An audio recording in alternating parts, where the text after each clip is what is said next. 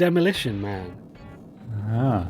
Demolition Man, the game, starring Sly Stallone. I don't remember this one. And, well, this is sort of an impressive game in a way, and sort of not. It's scraped in, but what's quite good about it is that it's you're on a rooftop scene and you are running around very carelessly with a sort of machine gun, just pumping it into the air at all these different baddies, helicopters. You actually start the scene by you're on some sort of bungee rope from a helicopter and you get lowered down and you're still firing this gun. Yeah. And there's a lot of grunting. Ooh, ooh. And it's all sort of sampled from Sly himself. Really? And I thought, this doesn't sit right with me, this grunting. So I did the extra research and I watched Demolition Man. Yeah. And actually, the grunting is really accurate because he grunts all the way through that film. That's some heavy research you've done there. Yeah, it's a nice looking game, and there's sort of the first level is probably what I would recommend people to play, because it's just really sort of frantic, and even when he jumps from building to building, it looks like he's just about to trip up, and he just about makes it, and he grabs onto ladders. It's pretty good Sly game to get into.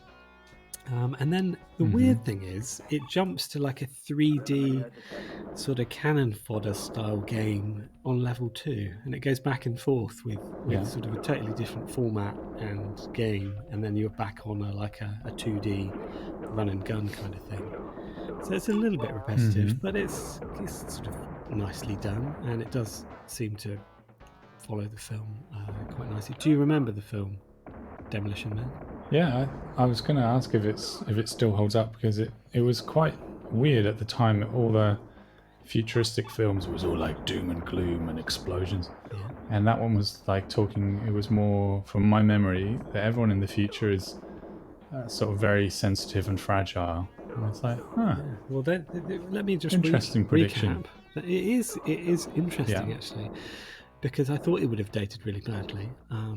The plot really is. It's mid-90s, and Sly Stallone is a gung-ho cop who causes a lot of damage whenever he catches a bad guy, so they call him the Demolition Man. And Wesley Snipes is your sort of baddie criminal who's keeps hostages, and he's killed lots of people. Anyway, in the first scene, on this rooftop scene, he does catch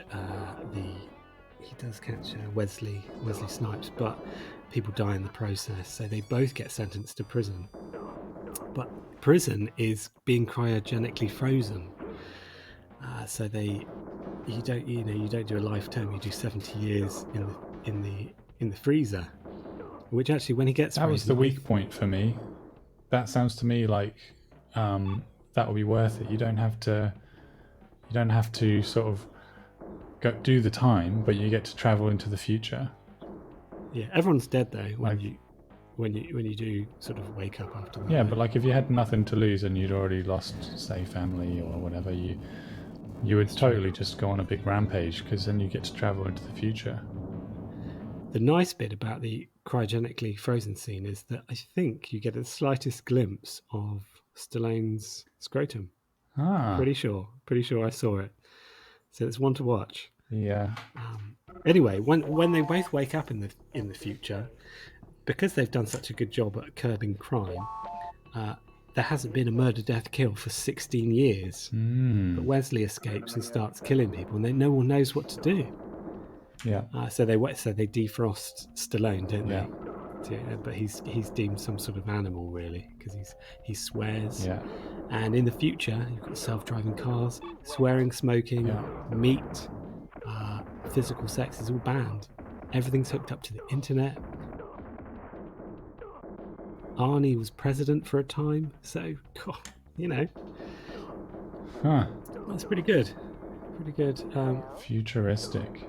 But anyway, essentially, I wanted a Sly Stallone game. And balls as well. I wanted a game. Do you see his balls in the game or just in the film? I didn't make it to the end. I think at the end, if you complete it, that's the treat. The finishing shot. Yeah. So we got one in there. Full 16-bit. I can now ignore any other sliced alone game because I've had my fix. But it's it's good. Good game. Probably was that like maybe some kind of symbolism, because in the future, like it's like as if no one had any balls, and it's like he's the only one with any balls left. So you're gonna leave the balls in. I don't think it was intentional. I think it's that when it was made, it went straight to it was on VHS, wasn't it? And now that they've tidied it up and made it HD, things that were blurred out in grain are now vivid.